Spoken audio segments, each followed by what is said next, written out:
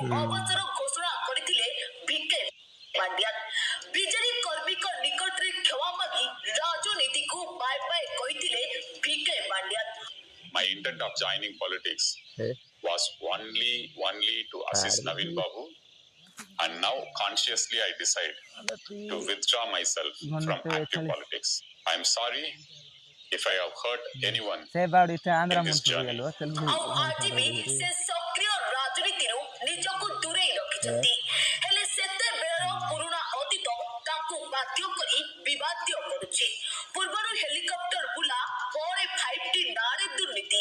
ଏହି ଦୁଇ ପ୍ରସଙ୍ଗକୁ ନେଇ ସେତେବେଳର ବିରୋଧୀ ଦଳ ବିଜେପି ଓ କଂଗ୍ରେସ ତାଙ୍କୁ ଘେରିଥିଲା। ଆଉ ଏବେ ପୁଣି ନବହତ୍ୟା ପଛରେ ପାଣ୍ଡିଆନଙ୍କ ହାତ ଥିବା ସିଧା ସାଧା ନ କହି ମଧ୍ୟ ବୁଲାଇ ବଙ୍କାଇ ଅଭିଯୋଗ ଆଣିଛନ୍ତି ବିଜେପି ସାଂସଦ ପ୍ରଦୀପ ପୁରୋହିତ, ଯାହା ଏବେ ଖୁବ୍ ଚର୍ଚ୍ଚାର ବିଷୟ ପାଲଟିଲାଣି। ଏବଂ ଲୋକେ କହିଲେ ଯେ ନବ ଦାସକୁ ଜଣେ ପୋଲିସ ଏଏସ୍ଆଇ ମାରିବ ନାହିଁ, ୟା ପଛରେ ଗୋଟେ ଷଡ଼ଯନ୍ତ୍ର କରାଯାଇଛି। ଏବଂ ଭାରତୀୟ ଜନତା ପାର୍ଟି କଂଗ୍ରେସ ଦଳ ତରଫରୁ ମଧ୍ୟ ମୁଁ ବି ସେ 2-3 ଦିନ ପରେ ମଧ୍ୟ ମୁଁ ଏକଥା କହିଥିଲି ଯେ ଗୋପାଳ ଦାସ ପହରା ହେଇଛନ୍ତି ମାରିବା ପାଇଁ, ଏବଂ ଏହା ପର୍ଦ୍ଦା ପଛରେ ନବ ଦାସ ହତ୍ୟାକାଣ୍ଡର ଗୋଟେ ଚକ୍ରାନ୍ତକାରୀ ଗୋଷ୍ଠୀ ଅଛନ୍ତି।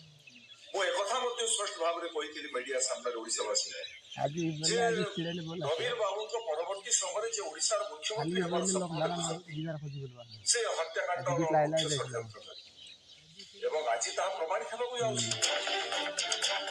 ଏବେ କେବଳ ପ୍ରଦୀପଙ୍କ କଥା ପାଣ୍ଡିଆନଙ୍କୁ ବିବାଦକୁ ଟାଣିନି। ପୂର୍ବତନ police DG Prakash Mishra comedy in khaki ନାମକ ଏକ ବହି ଲେଖି ନବୀନଙ୍କ ନାଁ ନ ନେଇ ଟାର୍ଗେଟ କରିଛନ୍ତି। ସବୁଠାରୁ ବଡ଼ କଥା ହେଉଛି ପ୍ରକାଶ କହିଛନ୍ତି ନବୀନ ଜଣେ ନନ୍ ସିରିୟସ୍ ନେତା, କୌଣସି ନିଷ୍ପତ୍ତି ନିଜେ ନିଅନ୍ତି ନାହିଁ, ଲେଖିକି ରଖନ୍ତି ଓ ପରେ ଅନ୍ୟ ସହ ଆଲୋଚନା କରି ନିଷ୍ପତ୍ତି ନିଅନ୍ତି। ତେବେ ଅନ୍ୟର ଅର୍ଥ ମାନେ ପାଣ୍ଡିଆନ ବୋଲି ଏବେ ଚର୍ଚ୍ଚା ହେଲାଣି।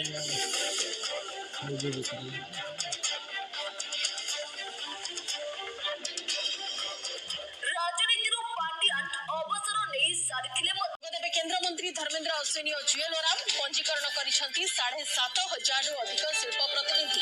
ସାମିଲ ହେବେ 16ରୁ ଅଧିକ ଦେଶର ପ୍ରତିନିଧି ଓ କୂଟନୀତିଜ୍ଞ। ମହାଙ୍ଗା ଡବଲ ମର୍ଡର ମାମଲା ବଢିଲା। ବିଜେଡି ନେତା ପ୍ରତାପ ଜେନାଙ୍କ ଅଡୁଆ ମାମଲାକୁ ବିଚାର ପାଇଁ ଗ୍ରହଣ କଲେ ସୁପ୍ରିମକୋର୍ଟ। 4 ସପ୍ତାହ ଭିତରେ ଜବାବ ରଖିବାକୁ ରାଜ୍ୟ ସରକାରଙ୍କୁ ନିର୍ଦ୍ଦେଶ।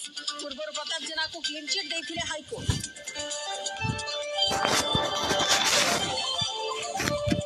ଚାଲିଛି ବିଜେପିର ଜିଲ୍ଲା ସଭାପତିଙ୍କ ନାମ ଘୋଷଣା। ସରୋଜ ସାବତ ଗଞ୍ଜାମ, ରାସବିହାରୀ ବେହେରା ଢେଙ୍କାନାଳ, ଶ୍ରୀବତ୍ସ ବେହେରା ବଲାଙ୍ଗୀର ଜିଲ୍ଲା ସଭାପତି। ପୁରୀ ପାଇଁ ଦେବେନ୍ଦ୍ର ତରାଇ, ବାଲେଶ୍ୱର ପାଇଁ ଈଶ୍ୱର ବେହେରା, ଶଶାଙ୍କ ଶେଖର କେନ୍ଦ୍ରାପଡ଼ା ଜିଲ୍ଲା ସଭାପତି।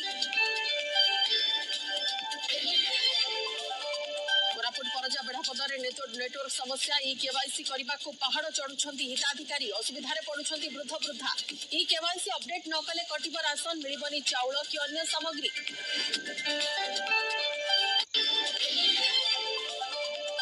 ୟୁକ୍ରେନ ଯୁଦ୍ଧରେ ଆମେରିକାର ୟୁ-ଟର୍ନ, ଆବଶ୍ୟକ ପଡ଼ିଲେ ଛାଡ଼ିବ ୟୁକ୍ରେନ ହାତ। ପୁତିନଙ୍କ ସହ ଆଲୋଚନା କରିବେ ଟ୍ରମ୍ପ। ପୁତିନ ବି ଦେଲେ ଅନୁକୂଳ ସଂକେତ। ଆମେରିକାକୁ ନେଇ ଜେଲେନ୍ସ୍କି ନିରାଶ, ଆମେରିକା ସାହାଯ୍ୟ ନ କଲେ ଏକା ଲଢ଼ିବୁ। ଭିକେ ପାଣ୍ଡିଆନଙ୍କୁ ନେଇ ମନ୍ମଥ ରାଉତରାୟଙ୍କ ବଡ଼ ବୟାନ। କହିଲେ ନିର୍ବାଚନ ପରେ ନବୀନ ନିବାସରେ ପାଣ୍ଡିଆନଙ୍କୁ ଦେଖି ନାହିଁ, କେବଳ ନବୀନଙ୍କ ବ୍ୟକ୍ତିଗତ ଏବଂ ସ୍ୱାସ୍ଥ୍ୟ କଥା ବୁଝନ୍ତି। ନବୀନଙ୍କୁ ଗୁରୁ ବୋଲି ଭାବି ସେବା କରୁଛନ୍ତି, କାହାକୁ ଦେଖା କରୁନାହାନ୍ତି। କିଛି ତ୍ରୁଟି ଓ ପ୍ରାର୍ଥୀ ଚୟନରେ ଭୁଲ ଯୋଗୁଁ ହାରିଲା ବିଜେପି। ସ୍ୱତନ୍ତ୍ରତା ଦିବସର ପୂର୍ବ ସନ୍ଧ୍ୟାରେ ଆପଣମାନଙ୍କୁ ମୋର ଅଭିନନ୍ଦନ ଜଣାଉଛି। ଆପଣମାନଙ୍କ ଜରିଆରେ ଓଡ଼ିଶାବାସୀଙ୍କୁ ଏବଂ ଭାରତବାସୀଙ୍କୁ, ଯେହେତୁ ଆମର 76ତମ ସ୍ୱତନ୍ତ୍ରତା ଦିବସର ପୂର୍ବ ସନ୍ଧ୍ୟା ଏଇଟା, ଅତ୍ୟନ୍ତ ଗର୍ବର କଥା ମୋ ପାଇଁ ଯେ ଗୋଟିଏ ଏଭଳି ରିପୋର୍ଟ ଆସିଛି ଆମମାନଙ୍କ ପାଇଁ, ଆମମାନଙ୍କ ସାମ୍ନାରେ, ଯୋଉଟା ଓଡ଼ିଶାର ଗର୍ବ ଏବଂ ପ୍ରତିଷ୍ଠାକୁ ଆହୁରି ବଢ଼ାଇ ଦେଇଛି।